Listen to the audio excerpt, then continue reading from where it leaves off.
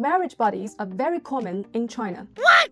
That logic feels very shaky. Unmarried and childless is basically seen as a ticking time bomb. In this video, I will be sharing some of my own observations because when it comes to intimate relationships, the real drivers are often invisible to big data. What I can offer here is simply another piece of the truth. First, I looked up the so-called marriage body, or in Chinese, 结婚大字, on 百度百科. Now, a quick note here.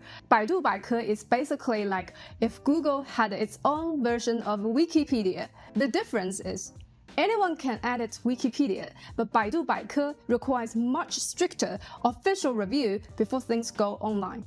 And guess what? I couldn't actually find an entry for marriage body itself. What I did find was a related concept called 形式婚姻, which translates as cooperative marriage.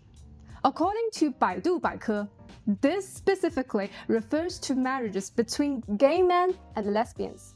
In these arrangements, the two partners represent themselves as a straight couple, but privately keep their own same-sex relationships.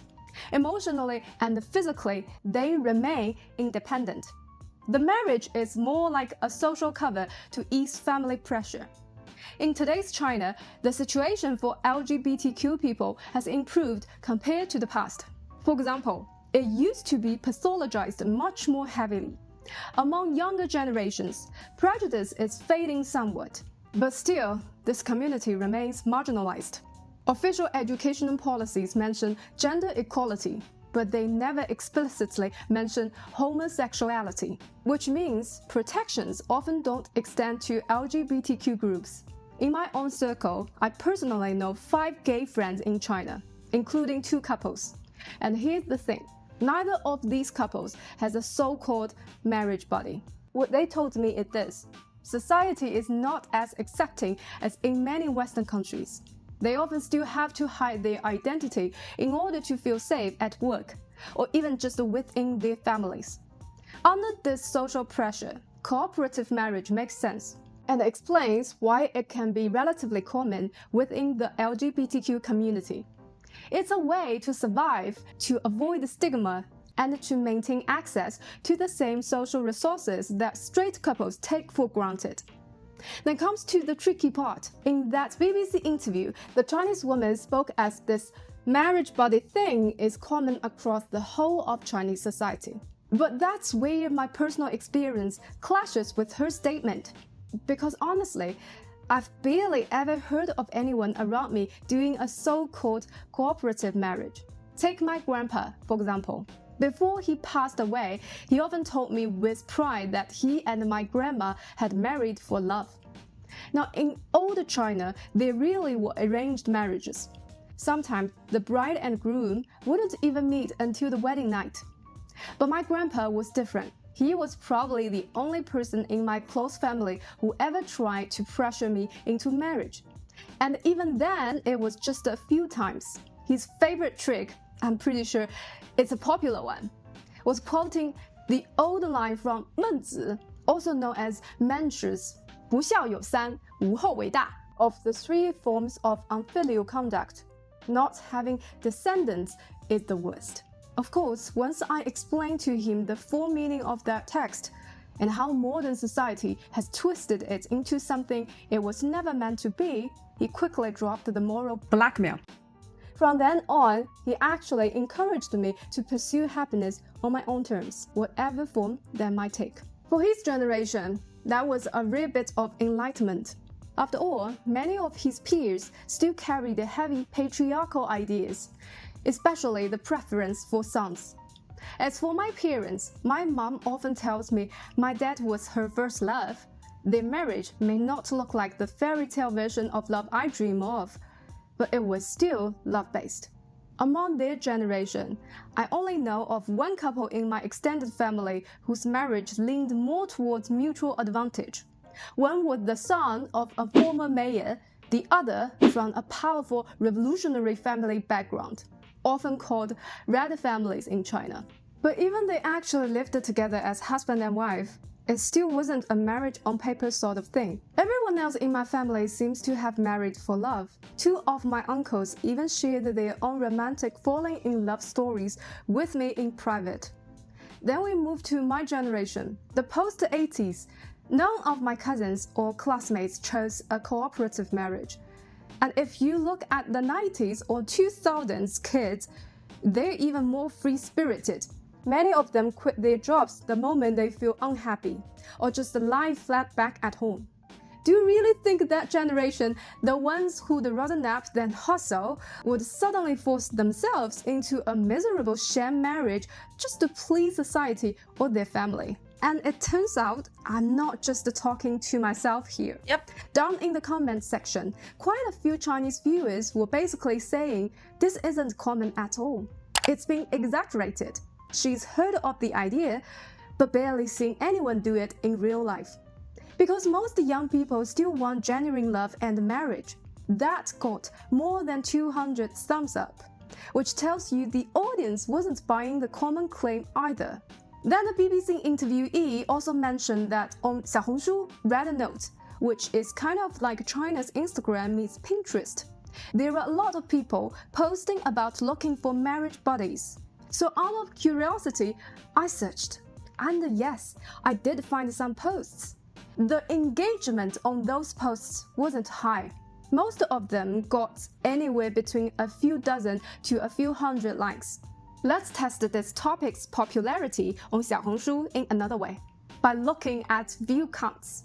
I tried posting something myself and added a few hashtags in the description because, just like many Western social media platforms, Xiaohongshu shows how popular a keyword is. First, I typed in a few Chinese terms that correspond to marriage buddies such as 形式婚姻, 结婚大子, and the 婚姻大子.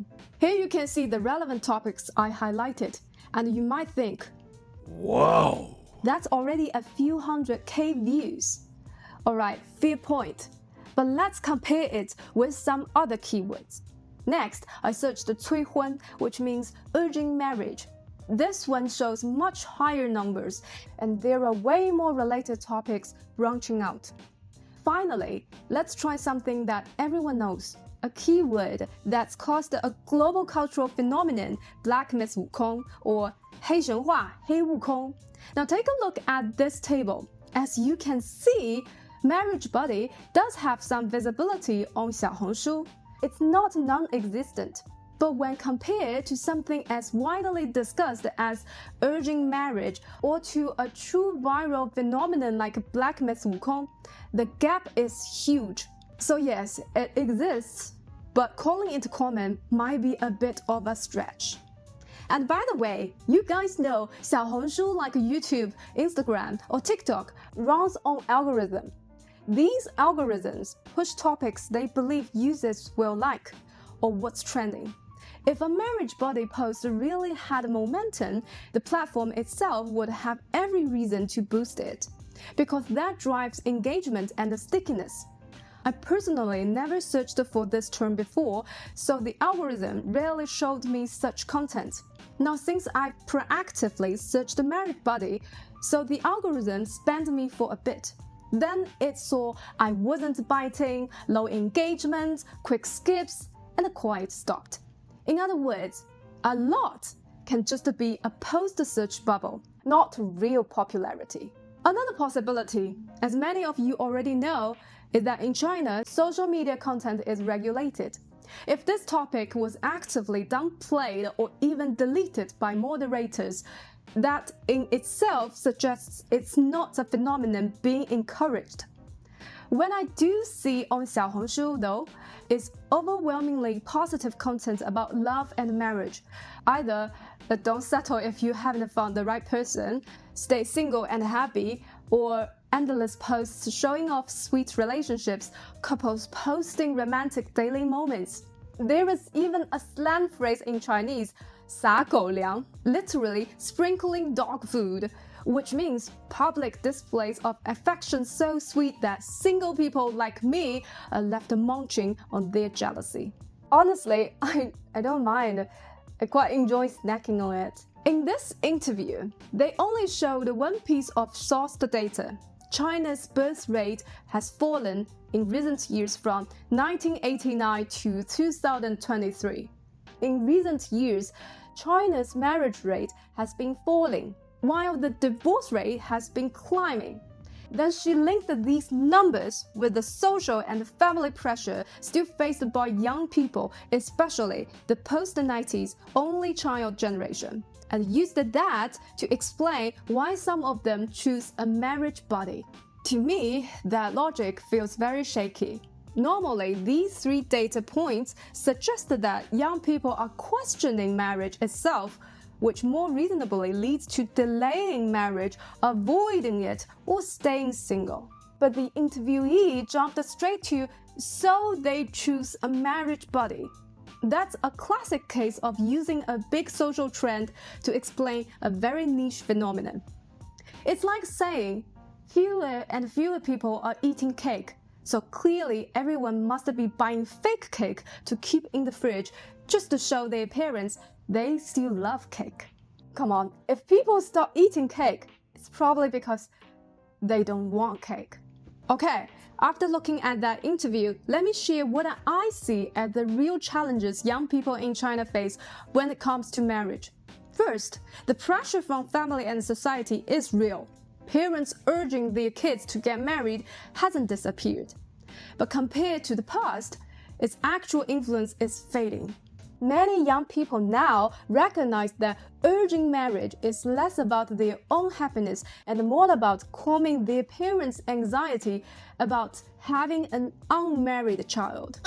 Sacrificing your right to love and freedom just to ease someone else's worry. Fewer young people are willing to do that. At the same time, unlike in the West, where individualism dominates, China is still largely a collectivist society. Even though the one-child generation is more individual-minded, social life still heavily relies on networks and collective ties. That's why single people, especially single women, can be labeled as weak or without resources in a still hierarchical society, making them easier targets for people who prey on the vulnerable. Second, while China legally promotes gender equality, traditional patriarchal ideas are still deeply rooted. Legal protection for women in practice remains limited. Take employment, for example. According to the law, employers are responsible for paying salaries during maternity leave. This creates a strong incentive for private companies to avoid hiring women or to let them go before pregnancy. When I was job hunting in China, I was often asked, "Are you married? Do you have a boyfriend?" Even if I said no, the interviewer would add, "You're pretty, you will get married soon anyway." So I still won't get that job. Because most couples are expected to have children within 1 or 2 years of marriage, companies think of married with kids as safe and reliable, while unmarried and childless is basically seen as a ticking time bomb. I've even heard of women pretending they are already married and have children just to secure a job. Compared to my parents' generation, where people rarely divorced even if the marriage broke down, today's youth value personal happiness much more. But one thing hasn't changed. In the job market, men still hold an advantage simply because they don't take long parental leave. Third, weddings in China can be extremely expensive. In economically developed coastal cities, like the second-tier city where I grew up, the groom is often expected to provide an apartment and pay a hefty bride price, while the bride's family prepares a dowry such as a car or renovation costs. Most of this comes from parents as gifts. For the parents of the 80s generation, the financial burden was almost unbearable. But for the parents of the 90s and the 2000s generation, it has become somewhat easier to manage. Over the past decade or so, scandals have emerged in some places where weddings were used as a way to make money. Guests are expected to give red envelopes, so some couples invite distant acquaintances just to cash in. On top of that, in recent years, the entertainment industry and reality dating shows have exposed the stories of celebrities behaving badly in love and marriage. These scandals, amplified by social media, have made many people reflect on what truly matters in a relationship. Finally, most young people in China still long for genuine love. They see love as something sacred, a spiritual pursuit, and hope to marry their true partner. But, like young people everywhere, Chinese youth face the universal anxiety of timing. What if you don't meet the right person at the right time? After all, fate isn't something you can schedule. It depends heavily on luck and timing. And that's the irony. The marriage body idea mentioned in the BBC interview is not considered illegal in China, nor would it be condemned as deeply immoral. For those who choose it, it's rarely about hurting anyone, more about making a reluctant compromise under pressure.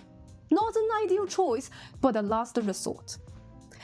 So that's my take on the BBC video, Why People in China Are Pretending to Get Married story, and what I see in China's younger generation.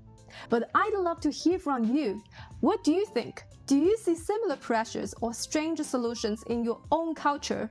Drop a comment below. I'm really curious to know.